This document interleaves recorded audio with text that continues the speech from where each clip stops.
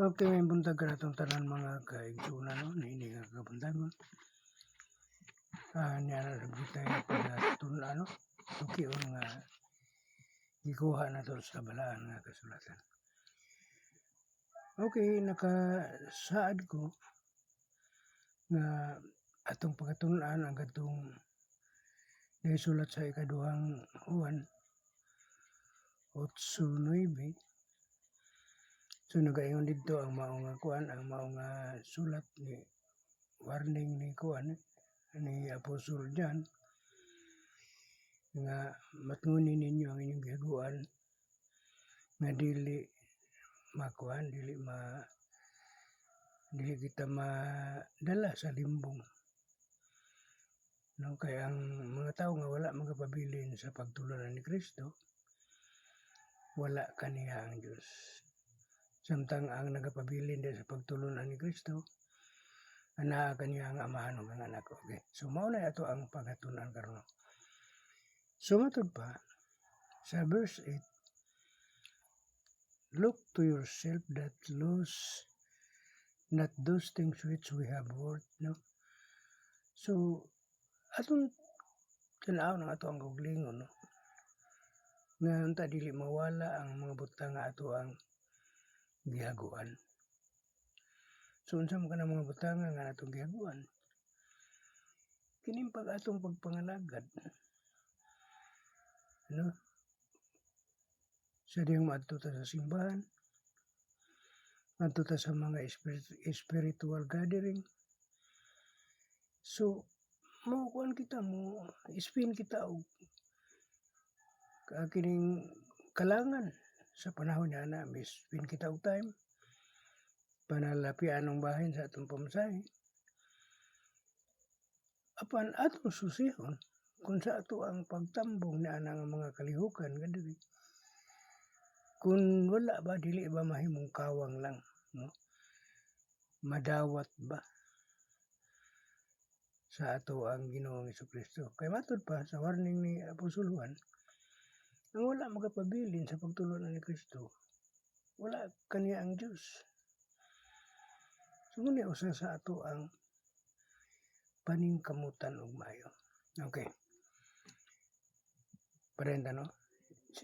John encouraged to the believers to watch over their spiritual lives carefully. The works they have done for God should not be wasted through carelessness or deception. Atong tanaw na itong kaugalingon noon, wala ba na ito mausiki, no? Ang ato ang kining pagpangalaga diha sa Ginoo. Matod pa, ibuti pa sabot,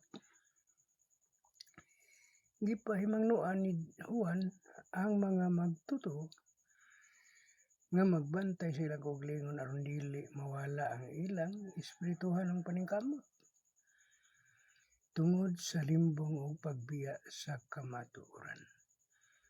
Usa na no sa ato ang likayan gyud.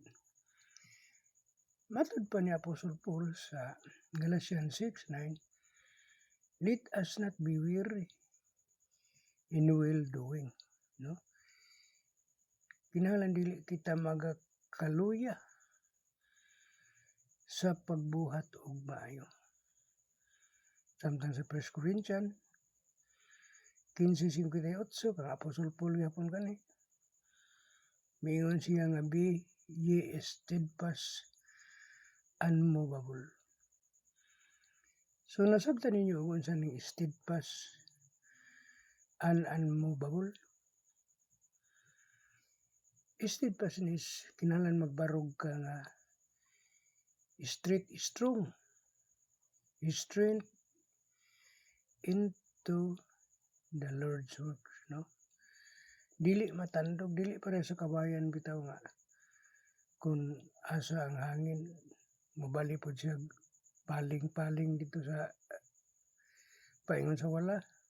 Kung paingon sa tuo ang hangin, mabali na po siya paling dito sa tuo.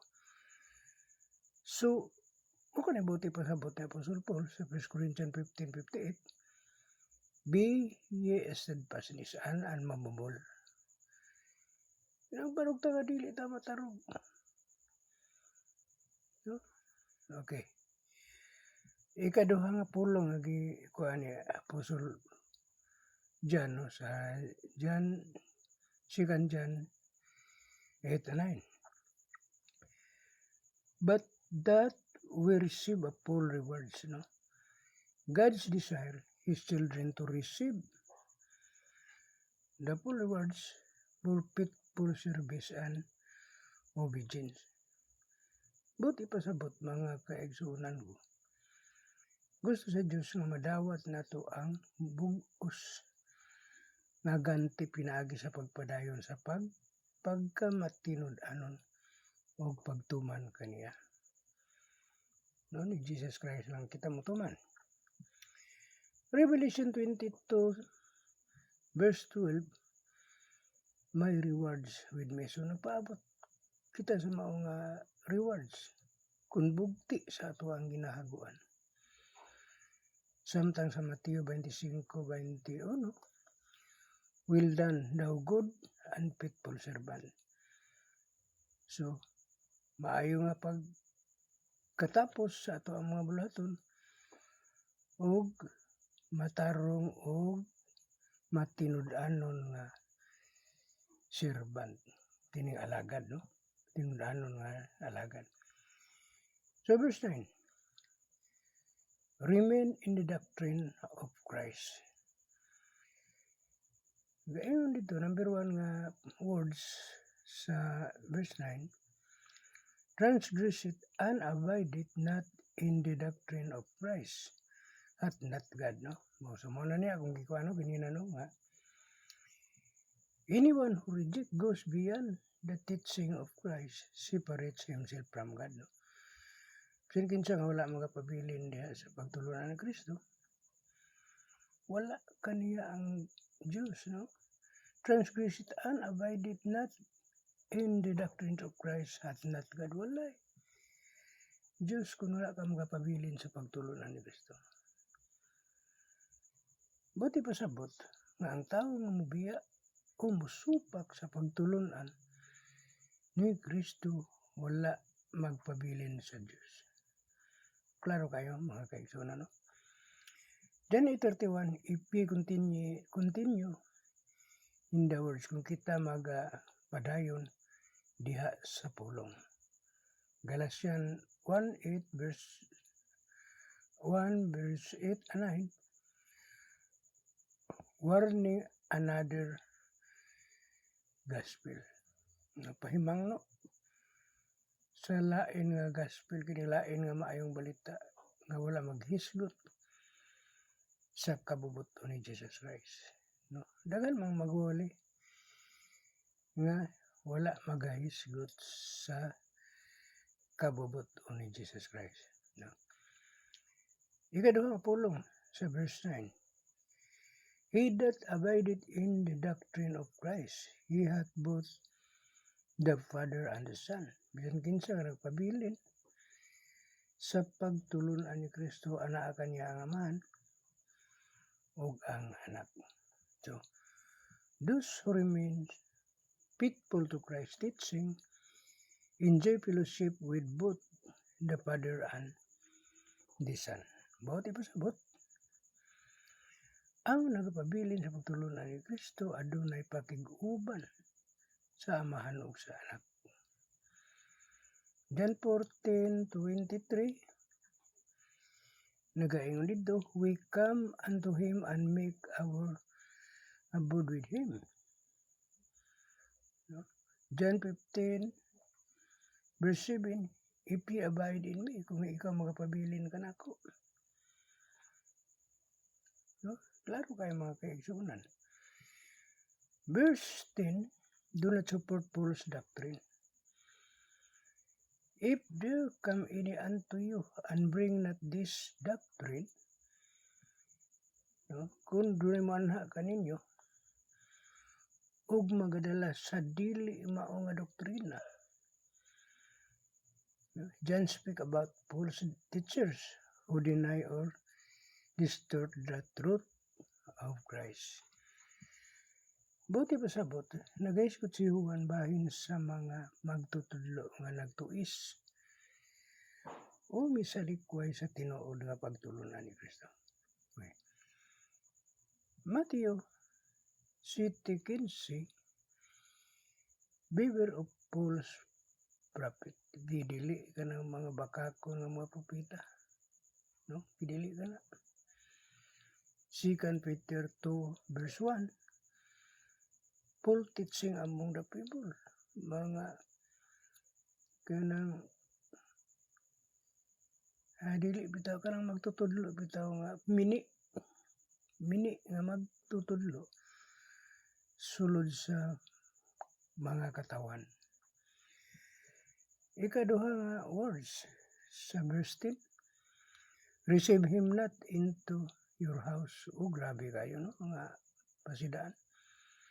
Dili ipadawat sa imong panimalay, ayaw padayon na. No? Believers must not give support or approval to those spreading false doctrine. No? Ngayon dili man imo padayonon. Natuo kay ambot pasabot mga kaigsuonan, miingon siya, dili nato suportahan o dawaton ang mga tao nga